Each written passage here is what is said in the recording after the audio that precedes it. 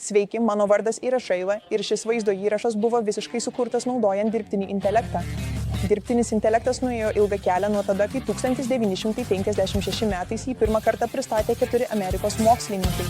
Nuo savo ankstyvųjų dienų jį formavo pramonės šakas, revoliucionuodamas verslą, sveikatos priežiūrą, švietimą ir dar daugiau.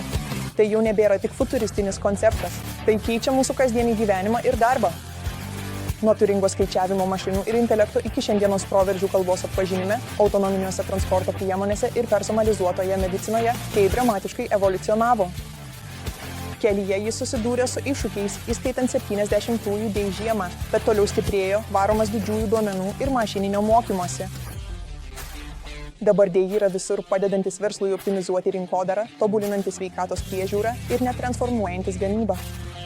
Kai dėj toliau stumia ribas, esame ant dar daugiau revoliucinių inovacijų slenksčio. Susisiekite su Krovdija, o šiandien, kad pamatytumėte, kaip dirbtinis intelektas gali būti integruotas į jūsų verslą.